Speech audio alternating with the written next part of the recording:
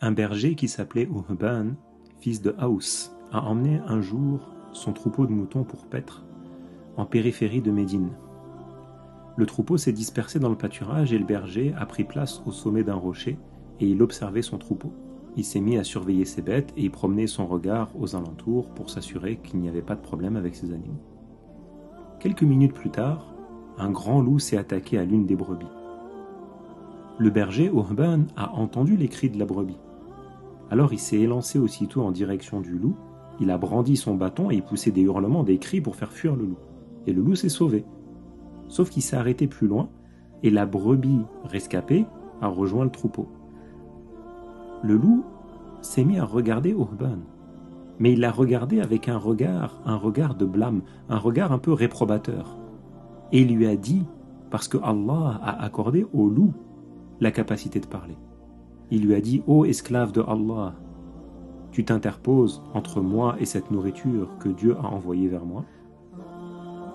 Le berger, il a été surpris. Il a ouvert les yeux en grand, comme s'il ne croyait pas ce qu'il voyait, comme s'il ne croyait pas ce qu'il entendait, parce qu'habituellement, un loup, ça ne parle pas. Et il s'est mis à dire: mais c'est une chose étonnante, ça, c'est un loup qui parle. Et le loup, il n'est pas resté silencieux très longtemps. Et il a recommencé à parler une deuxième fois. Et il parlait dans une langue arabe qui était éloquente, qui était claire. Il a repris en disant: tu t'étonnes de m'entendre parler? Alors que le messager de Allah, alayhi salatu wassalam, est là derrière ses palmiers.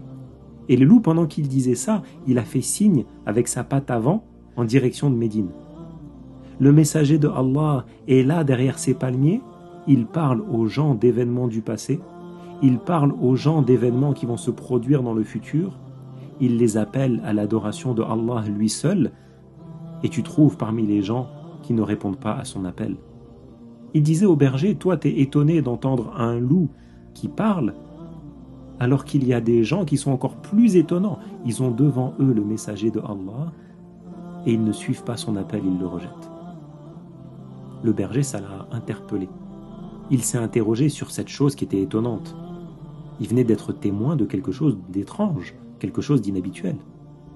Alors il s'est levé, il a rassemblé immédiatement son troupeau et il est retourné dans sa bergerie à Médine. Il est entré dans la ville de Médine et il a cherché à voir le messager de Allah.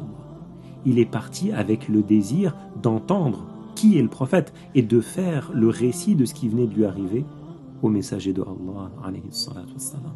Alors il a demandé aux gens: où est-ce que je peux trouver le prophète de Dieu? Et les gens l'ont amené jusqu'au prophète. Quand il était dans la maison du prophète, le berger Uhban ibn Haous, il a raconté au prophète ce qui lui était arrivé. Et le prophète s'est réjoui beaucoup de ce qu'il a entendu. Il a enseigné l'islam au berger et le berger a prononcé l'attestation de foi.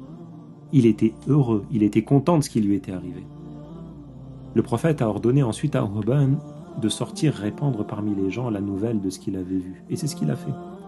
Il est sorti vers les gens et il leur a raconté. Et les gens disaient: Allahu Akbar, La ilaha illallah.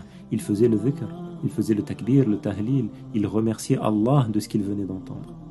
Et depuis ce moment-là, depuis cette histoire-là, ce berger-là, Uhban, a été surnommé celui à qui le loup a parlé. C'était le surnom de ce compagnon-là.